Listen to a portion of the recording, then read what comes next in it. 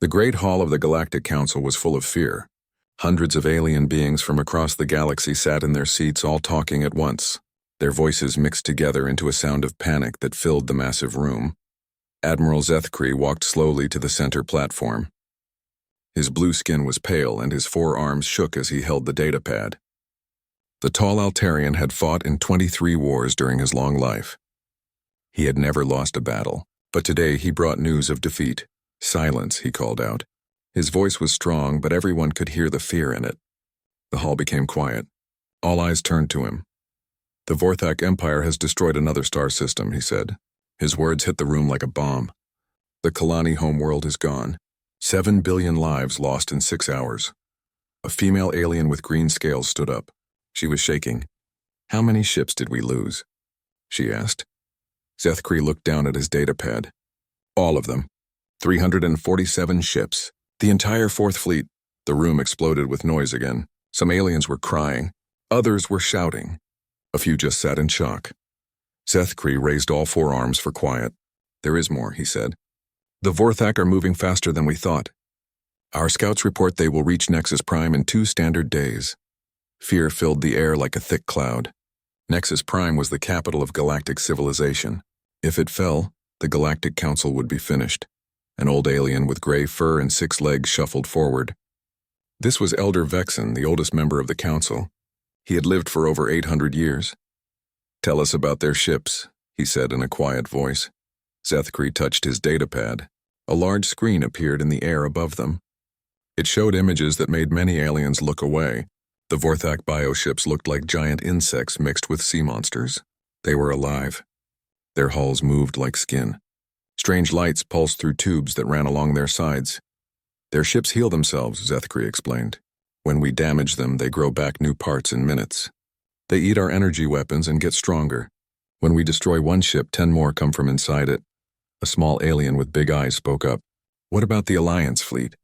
Surely they can stop them. Zethkri's face became even sadder. The Alliance fleet engaged them yesterday at the Gamma sector. Admiral Korath led 2,000 ships into battle. He paused. None came back. The silence that followed was complete. 2,000 ships was the largest fleet ever assembled. If they could not win, nothing could. We need new ideas, said a voice from the back. Everyone turned to look. It was Counselor Veltar from the Centauri Federation. She was known for thinking of strange solutions to hard problems. What do you mean? Asked Elder Vexen. Veltar walked to the front. She was small and thin with silver skin. We have been fighting the same way for 1,000 years. Energy weapons, shields, careful tactics. The Vorthak are better at this than us. We need something different. What could be different? Zethkri asked. We have the best technology in the galaxy. Veltar smiled, but it was not a happy smile. Do we? I have been studying reports from the Observation Division. There is a species on the edge of known space that we have been watching. They are primitive, but they fight wars in ways we have never seen. You mean the Terrans, said Elder Vexen. His voice was cold. The council voted to keep them isolated. They are too violent, yes, Veltar said. Too violent. They fight with metal projectiles instead of energy. They use explosions that destroy everything around them. They attack instead of defend. Their whole culture is built around war. An alien with tentacles for arms waved them angrily. They have not even left their home system. How could they help us? Veltar touched her datapad. New images appeared in the air. They showed human ships with thick metal hulls. They showed weapons that fired solid objects instead of energy beams. They showed humans in armor fighting with determination that scared the watching aliens. Look at their test wars, she said. They fight each other for practice. They destroy their own cities to win battles. They never give up. Even when losing, they keep fighting until they die. Zethkri studied the images. Their ships look crude. No shields. Thick armor instead. Primitive weapons. That is exactly my point, Veltar said. The Vorthak have evolved to fight energy-based civilizations. Their bioships absorb energy and use it to heal. But what if they face something that did not use energy weapons? The room was quiet as everyone thought about this. It was true that all galactic civilizations fought the same way. Energy shields protected ships while energy weapons attacked. It had worked for thousands of years. You are suggesting we break the first contact protocols, said Elder Vexen. The humans do not even know we exist. The protocols were made to protect primitive species from advanced civilizations, Veltar replied. But what if the primitive species could protect the advanced ones? Admiral Zethkri looked at the human ship designs again. Their weapons are simple, metal projectiles fired by chemical explosives, but they move very fast. Fast enough to punch through Vorthak bioarmor? Asked the green-scaled alien. I do not know, Zethkri admitted, but our energy weapons certainly cannot. The debate continued for hours. Some council members argued that humans were too dangerous to contact. Others said they were too primitive to help. A few suggested that asking for help from a species they had been spying on was wrong. But as the arguments went on, more reports came in. Another star system fell to the Vorthak, then another. Each time the defending fleets were destroyed completely. Finally, Elder Vexon stood up. His old voice carried clearly through the hall. We face extinction. Our fleets are broken. Our worlds are burning. The Vorthak will be here in less than 2 days. He looked around the room at all the different species. We have 3 choices. We can run and hope they do not follow. We can stay and die with honor. Or we can try something that has never been done before. The vote was close. Many aliens were afraid of humans. Others thought it was hopeless. But in the end, fear of the Vorthak won. Very well, said Elder Vexon. Send the message to Earth, tell them we need their help. Tell them the galaxy is dying. As the council session ended, Veltar stayed behind. She looked at the images of human weapons and ships. She hoped she was right about them. She hoped that humanity's violence could save the galaxy, but deep inside she wondered if they were about to make a terrible mistake. Humans had never fought aliens before. They did not understand how dangerous space could be. What if they said no? What if they said yes but could not help? What if asking for help from the most violent species in the galaxy was the last mistake the Galactic Council would ever make? Outside the Great Hall, emergency sirens were already beginning to sound. The Vorthak fleet was moving faster than expected. Nexus Prime had less than 2 days to live. The message to Earth would take 6 hours to reach the human homeworld. The reply would take 6 more hours to come back. Time was running out. Captain Sarah Chen was drinking coffee when the universe changed forever. She sat in her command chair on the bridge of the UNS Retribution, watching the stars beyond the edge of Earth's solar system. The ship was huge, over 2 kilometers long and built like a flying fortress. Its thick armor plates were scarred from the war on Mars. Its weapons could crack moons in half. Sarah had been in space for 15 years. She had fought pirates, rebels, and corporate armies. She thought she had seen everything. She was wrong. Captain, called Lieutenant Rodriguez from the communications station, I'm getting something strange on the quantum channels. Sarah set down her coffee. Rodriguez was the best communications officer in the Earth Navy. If he said something was strange, it was worth hearing. What kind of strange? She asked. Rodriguez frowned at his screens. It's a message, but it's not from any human source. The math is all wrong. The signal is coming from outside our galaxy. The bridge became quiet. Everyone stopped what they were doing and listened. Could it be a probe? Asked Commander Hayes, Sarah's second-in-command. Maybe the Chinese sent something further out than we thought. No, sir, Rodriguez replied. This signal is using quantum encryption methods we don't have yet.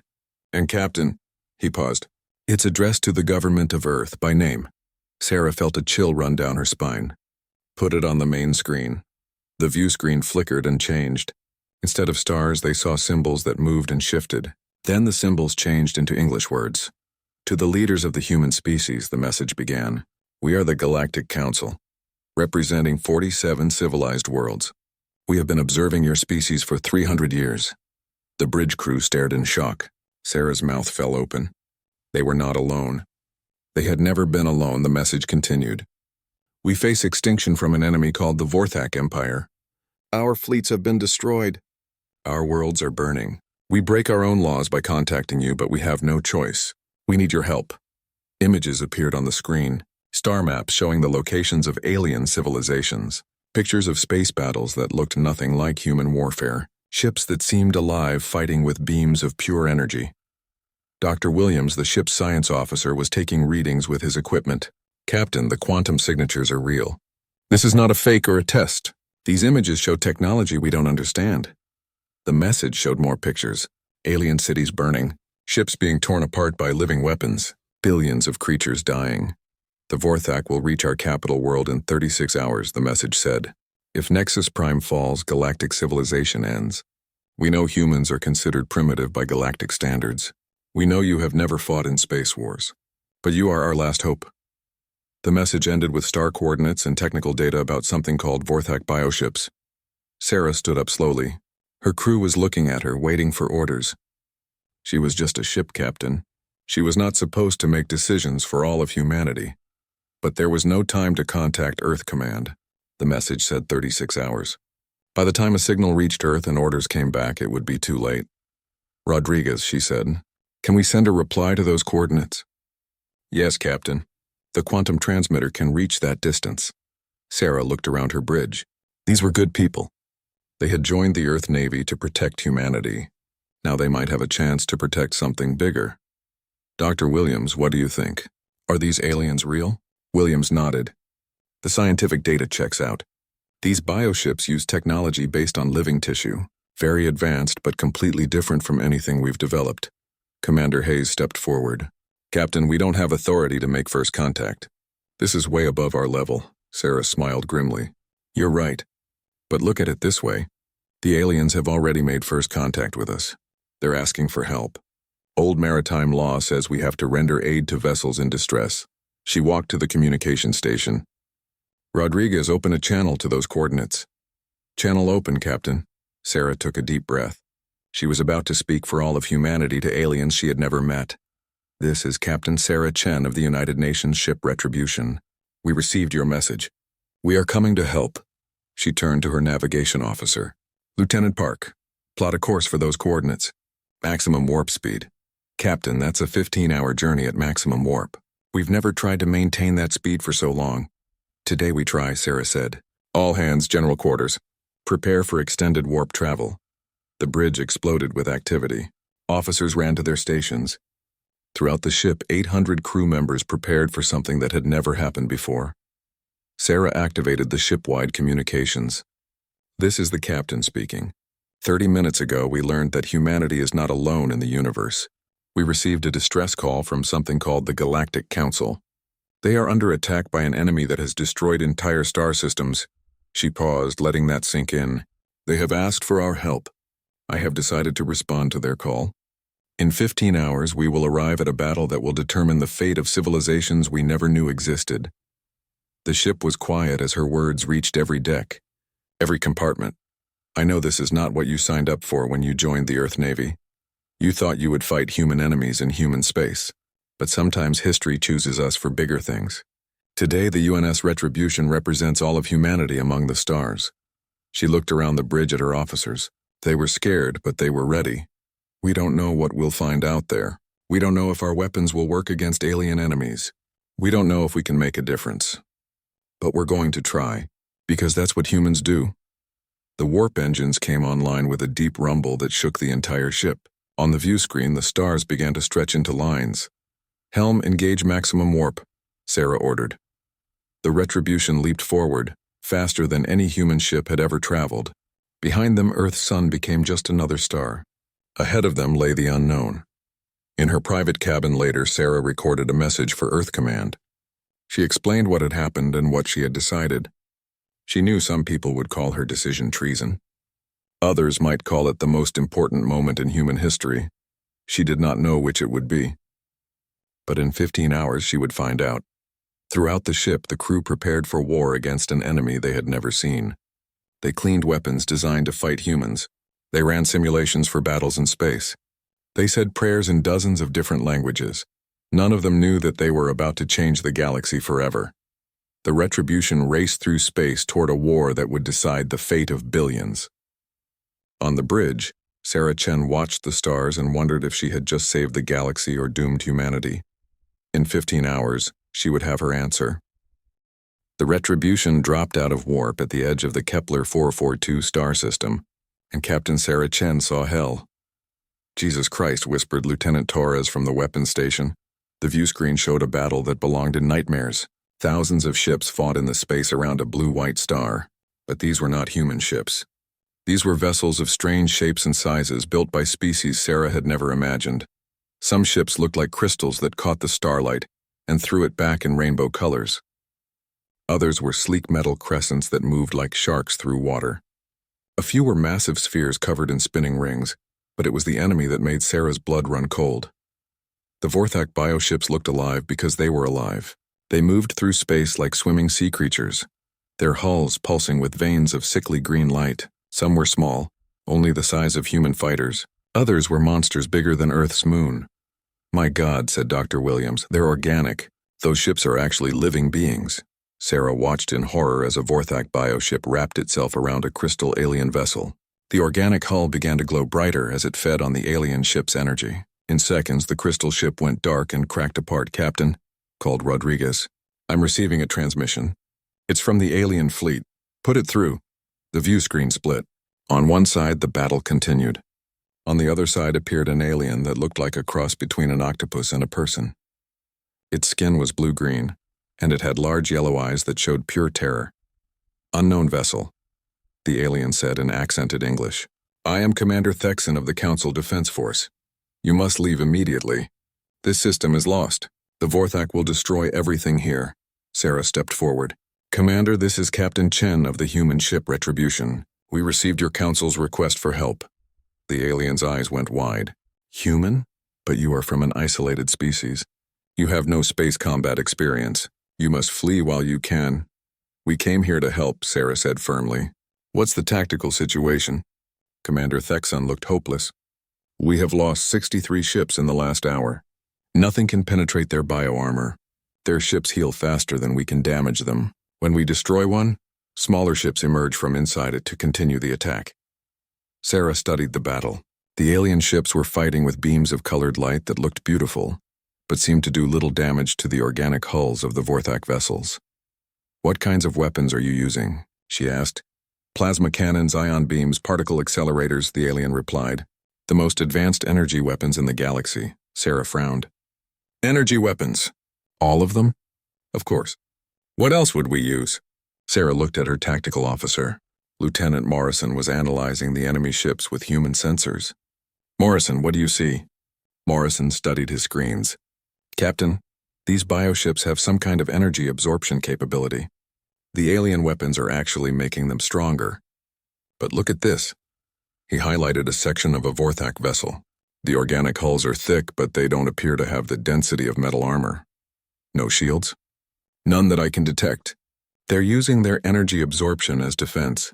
Sarah began to smile. It was not a nice smile. "Commander Thexan, have you ever tried kinetic weapons?" The alien looked confused. "Kinetic? You mean throwing rocks?" "Something like that." Sarah turned to her weapons officer. "Torres, I want a full analysis of those bioships. Find me their weak points." "Aye, Captain." Torres bent over his console. The Retribution sensors were designed to find weak spots in human-made ships, but they worked just as well on organic targets. On the view screen, another alien ship died in a burst of green fire. The Vorthak were winning easily. "Captain," Torres called out, "I think I found something. See these clusters of brighter spots along the bioship's hulls? They look like nerve centers. If we could damage those, the whole organism might die," Dr. Williams finished. "Like severing a spinal cord," Sarah nodded. "What's the range to the nearest Vorthak vessel?" 12,000 kilometers, replied the navigation officer. "Perfect range for our railguns." Sarah activated the ship's communications. "All hands, this is the captain. We are about to engage an alien enemy. We don't know what will happen, but we're going to show these Vorthak what human weapons can do." She turned back to Commander Thexan. "I suggest you pull your ships back. This could get messy." The alien's translator was working overtime. "Pull back? But we must continue fighting." "Trust me," Sarah said. "We humans have a different approach to warfare." She cut the connection and looked around her bridge. Her crew was ready. They had trained for this moment their entire careers, even if they had never expected the enemy to be alien. "Helm, take us into the center of their formation. Full impulse power." "Captain," Commander Hayes said quietly, "are you sure about this?" "We've never fought bioships before." Sarah smiled grimly. "Hayes, we've never fought anything except humans before. But our weapons don't care what they're shooting at. Metal, flesh, energy. Tungsten penetrators work on everything." The Retribution moved forward, and Sarah could see the alien ships falling back as she had suggested. The bioships seemed to notice the new arrival. Several of the smaller ones turned toward them. Torres, target the nerve clusters on the nearest bioship. Load tungsten penetrators. Targeting solutions locked, Captain. Penetrators loaded. The first Vorthak bioship was only 8 kilometers away now. It was the size of a human cruiser, with a hull that pulsed like a heartbeat. Strange tendrils extended from its sides, reaching toward the Retribution. Fire, Sarah ordered. The railguns spoke with a sound like thunder. 6 tungsten rods, each moving at 10% of light speed, crossed the space between the ships in milliseconds. The bioship simply exploded. The tungsten penetrators punched through the organic hull like it was made of paper. They severed the nerve clusters, ruptured the energy-conducting organs, and shredded the creature's internal structure. Green blood sprayed into space as the bioship died instantly. The bridge was silent for a moment. Then Torres spoke up. Target destroyed, Captain. Very destroyed, Sarah nodded. Next target. Keep firing. The railguns fired again and again. Each shot killed a bioship instantly. The Vorthak had never faced weapons that simply ignored their energy absorption defenses. Captain, called Dr. Williams in amazement. The alien ships have stopped retreating. They're watching us. On the view screen, Sarah could see the Council fleet holding position while the Retribution moved deeper into the Vorthak formation. Every few seconds, another bioship died. The Vorthak are trying to adapt, Torres reported. Some of the larger ones are moving to intercept us. Sarah saw them coming. Bioships the size of human dreadnoughts, their hulls glowing brightly as they prepared to feed on what they thought would be energy weapons. All weapons, prepare for full bombardment, she ordered. Let's show them what happens when you bring biology to a physics fight. The Retribution's entire weapons array came online. Railguns, missile launchers, plasma cannons, and nuclear torpedoes. It was enough firepower to destroy a planet. Time to target? Sarah asked. 30 seconds, Captain. Sarah looked around her bridge one more time. Her crew was calm and ready. They were about to find out if human weapons could save the galaxy. All weapons, she said quietly. Fire. The space around the Retribution became a storm of destruction. Railgun projectiles streaked through the darkness like invisible lightning. Nuclear missiles followed bright trails of fire. The ship's plasma cannons added streams of superheated gas to the attack. All of this happened in the first 3 seconds. Captain Sarah Chen watched the tactical display as her weapons found their targets. The large Vorthak bioships had been expecting energy weapons they could absorb and convert. Instead, they faced something no living creature in space had ever encountered: pure kinetic violence. The first tungsten penetrator hit a bioship that was larger than a city block. The rod was only 2 meters long and 20 centimeters wide, but it was moving at 30,000 kilometers per second. When it struck the organic hull, the results were catastrophic. The bioship's energy-absorbing skin meant nothing against solid matter moving at relativistic speeds. The penetrator punched through the creature's hull, severed its main nerve cluster, and exited the other side in a spray of green fluid. Direct hit on Target 1, reported Lieutenant Torres. Bioship is breaking apart. But Sarah was already watching the next impact. A nuclear missile designed to destroy human space stations found a different kind of target. When it detonated against a Vorthak vessel's hull, the explosion did not just damage the bioship, it cooked it from the inside. The creature's own energy-conducting organs became its weakness. The nuclear fire spread through its bioelectric systems like lightning through water. In seconds, the massive ship was a dead hulk drifting in space. Target 2 eliminated, Torres continued. Target 3, Target 4. The reports came so fast they blended together. The Retribution was destroying Vorthak bioships faster than the aliens could react. Sarah watched the tactical display show enemy contacts disappearing one after another. Captain, called Commander Hayes from his station. The Vorthak are changing tactics. They're sending smaller bioships at us. Looks like some kind of boarding action. Sarah looked at the view screen and saw them coming. Creatures the size of shuttles moving fast and erratically. They looked like flying insects with hulls that sparkled in the starlight.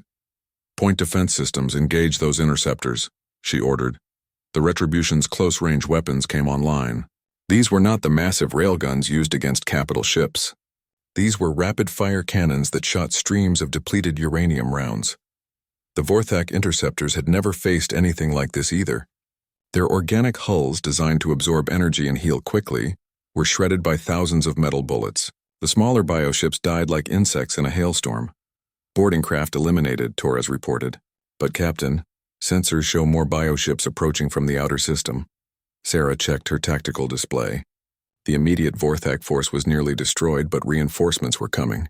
She had maybe 2 minutes before a fresh wave of enemies arrived. How are our weapons holding up? She asked. Railguns at 80% capacity. Missile tubes are reloading. Point defense systems are running hot but functional. Sarah made a decision that would be discussed in military academies for generations. Instead of pulling back to regroup, she ordered the Retribution to advance deeper into the enemy formation. All ahead full. Take us toward the largest bioship. Hayes looked at her in concern. Captain, that thing is 3 times our size, which means it has 3 times as many nerve clusters to target. Sarah turned to Torres. Load nuclear-tipped penetrators. I want to see if we can crack that monster open. The largest Vorthak bioship was like nothing in human nightmares.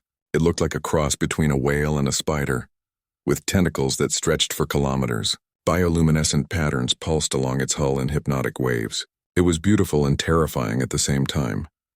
Dr. Williams was scanning it frantically. Captain, that thing is registering massive energy readings. I think it's some kind of command vessel. Even better, Sarah replied. Kill the brain and the body dies. The giant bioship seemed to realize the Retribution was a threat. Its tentacles began to glow brighter, and Sarah could see energy building up along its hull. It's preparing to fire some kind of energy weapon, Torres warned. Let it try, Sarah said. Our armor was designed to stop nuclear warheads. Whatever it shoots at us, we can take it. The Vorthak command ship fired. A beam of pure green energy, thick as a subway tunnel, struck the Retribution's forward armor. The human ship's metal plating glowed white-hot under the assault, but the beam did not penetrate. Human military engineers had built the Retribution to survive direct hits from the most powerful weapons humans could devise. The bioship's energy weapon was impressive, but it was not enough. Armor holding, reported the damage control officer. Hull temperature rising but within acceptable limits. Their turn, Sarah said grimly. Torres, fire everything. The Retribution's response was devastating. 6 railgun projectiles, each tipped with a tactical nuclear warhead, struck the command bioship within milliseconds of each other. The combination of kinetic impact and nuclear explosion was more than any living creature could survive. The command ship's death was spectacular. Its bioelectric systems overloaded and discharged their stored energy in a chain reaction that lit up space like a second sun. The creature's massive body convulsed once and then went limp, drifting dead in space. Command ship destroyed, Torres announced. There was awe in his voice. Sarah looked at the tactical display. The timer in the corner showed that 58 seconds had passed since the battle began. In less than a minute, the Retribution had destroyed the entire Vorthak attack force. But more importantly, something else was happening. The bioships that had been fighting the alien council fleet were breaking off their attacks. Without their command ship, they seemed confused and directionless. Captain, Rodriguez called from communications. I'm receiving transmissions from the Vorthak ships. Their bioelectric communications are in chaos. I think they're trying to retreat. Sarah watched as the surviving bioships turned away from the battle and began moving toward the edge of the star system. The feared Vorthak Empire, which had terrorized the galaxy for years, was running away from one human warship. Should we pursue? Asked Hayes. Sarah considered it. The Retribution could probably catch and destroy the retreating bioships, but she had made her point. No, she decided. Let them go. Let them tell the rest of the Vorthak what happened here. She opened a channel to the alien fleet. Commander Thexen's face appeared on the screen. The alien looked like he had seen a miracle. Captain Chen, he said, his voice full of amazement. In 60 seconds you did what our entire fleet could not do in 3 days. How is this possible? Sarah smiled.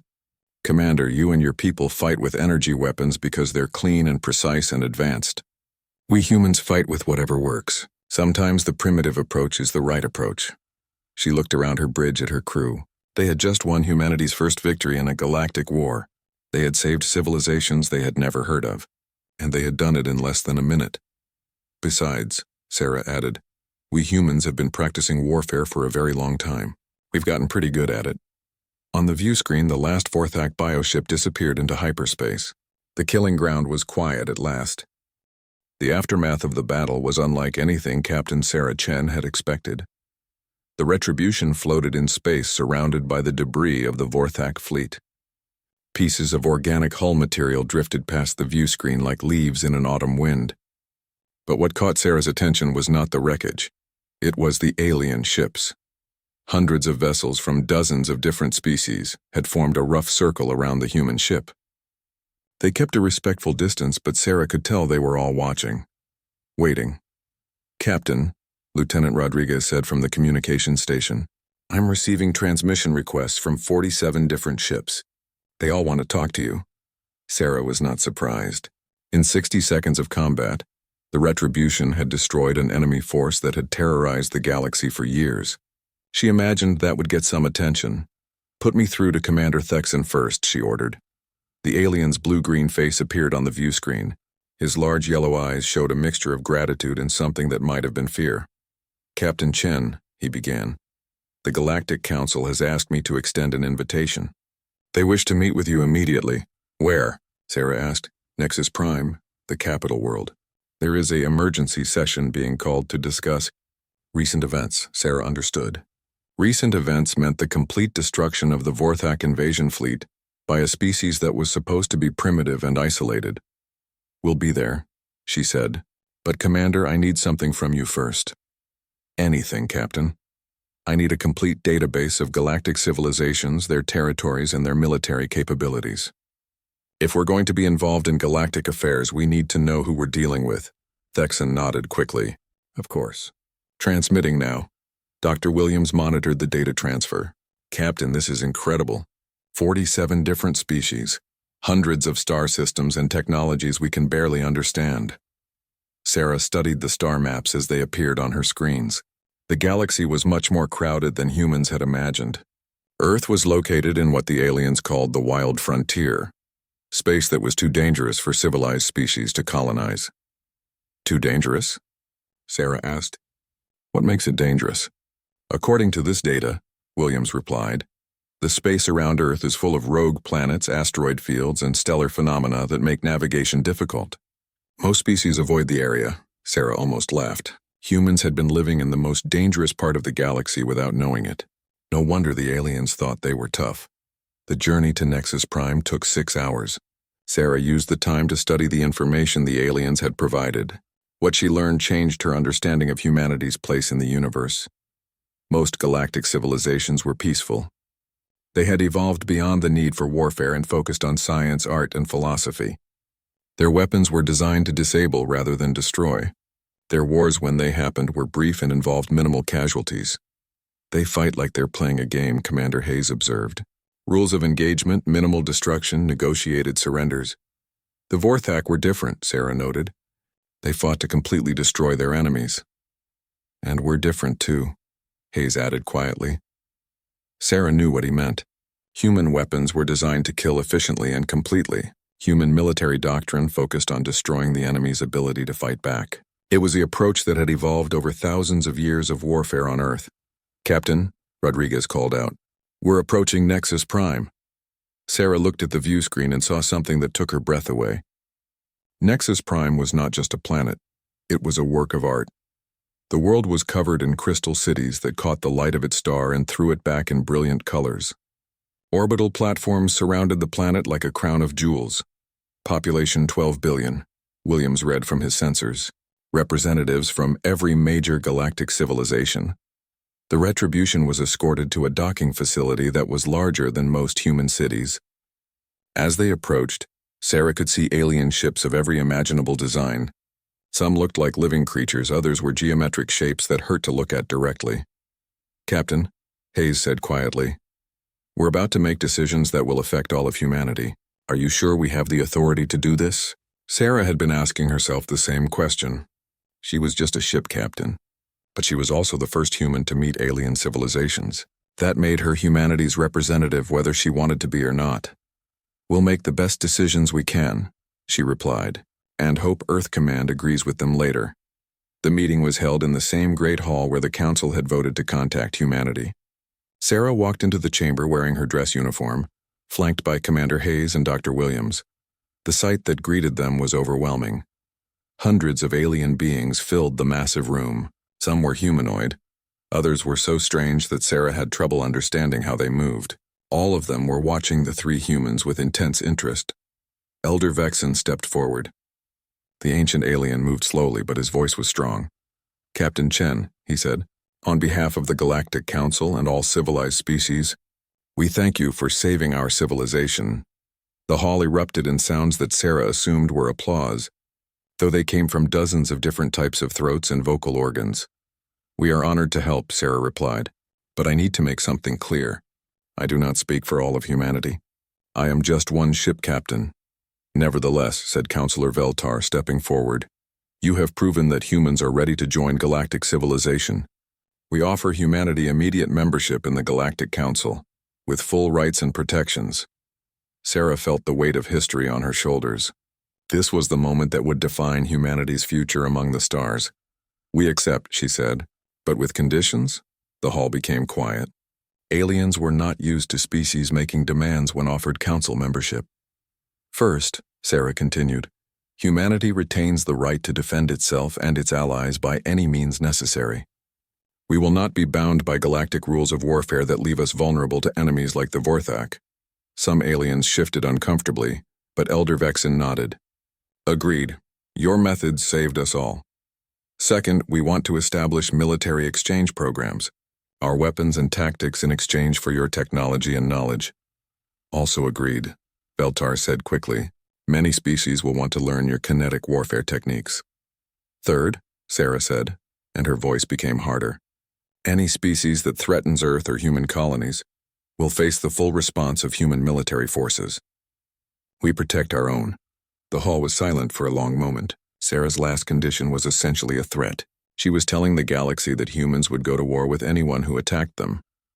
Elder Vexen looked around the chamber at the other council members. Finally he spoke. "These terms are acceptable. Welcome to galactic civilization, humanity." 6 months later, Sarah stood on the bridge of the Retribution as it patrolled the space around Earth. The ship was no longer alone. Human vessels now worked alongside alien ships throughout the galaxy. Dr. Williams approached with a datapad. "Captain, you'll want to see the latest reports from the weapon development program." Sarah read the report and smiled. Human engineers were working with alien scientists to create new weapon systems. Kinetic weapons were becoming standard equipment on council ships throughout the galaxy. "Any word from the Vorthak?" she asked. "The few survivors from their fleet spread word about what happened at Kepler 442, Williams replied. "The Vorthak Empire has withdrawn to the far edge of the galaxy. They're not bothering anyone anymore." Sarah nodded. She had heard that other aggressive species were also being much more careful about starting wars. The galaxy had learned that there was a new species that took warfare very seriously. "Captain," Rodriguez called from communications. "Earth Command is requesting a status report." "Tell them everything is normal," Sarah replied. "Just another day keeping the peace." She did not mention that keeping the peace now meant protecting 47 different civilizations across thousands of star systems. She did not mention that human ships were becoming the galaxy's police force. Most of all, she did not mention that in saving galactic civilization, humanity had become its newest apex predator. The Retribution continued its patrol, watching over a galaxy that was still learning what it meant to have humans as neighbors. Sarah looked out at the stars and wondered what challenges tomorrow would bring. Whatever they were, she was confident that humanity was ready for them. After all, they had been practicing for this their entire history.